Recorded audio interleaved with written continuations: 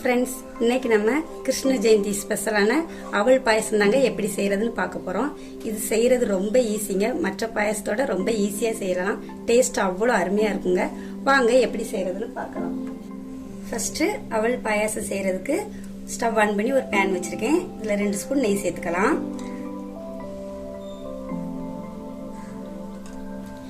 நெய் நல்லாவே சூடாயிடுச்சுங்க. அது கூட ஒரு 10 முந்திரியை உடைச்சு வச்சிருக்கேன், அதை சேர்த்துக்கலாம்.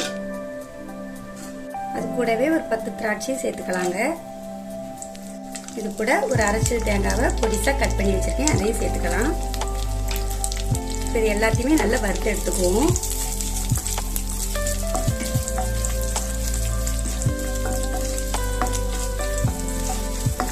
ஒரு 2 நிமிஷத்துக்கு வறுத்தா போதுங்க. பாருங்க, எல்லாமே நல்லா வறுப்பட்டுருச்சு. இப்போ இதை நம்ம எடுத்துக்கலாம்.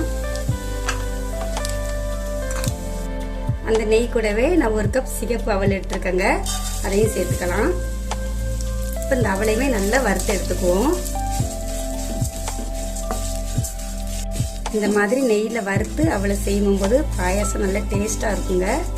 குயிக்காவும் வெந்து வரும்.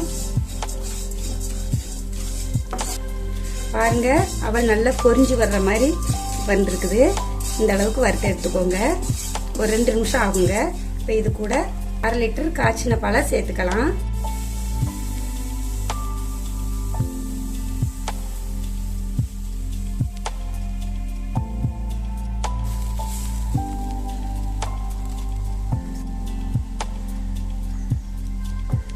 இப்போ இதை நல்லா கலந்து விட்டுக்குவோம்.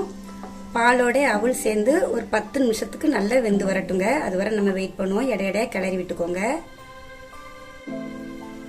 7 நிமிஷம் தாங்க ஆகுது. அதுக்குள்ளவே அவல் சூப்பரா அருமையா வெந்து வந்துட்டுங்க.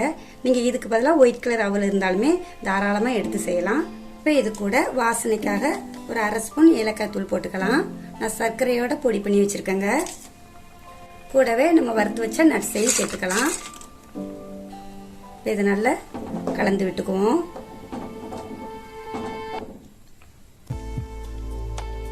பாயாசம் நல்லா கொதிச்சு வந்துட்டுங்க. இப்போ ஸ்டவ் ஆஃப் பண்ணிடலாம். இப்போ இந்த பாயசத்துக்கு தேவையான இனிப்பு சேர்த்துக்கலாங்க. நான் 1/2 கப் நாட்டு சர்க்கரை சேர்க்கிறேன்.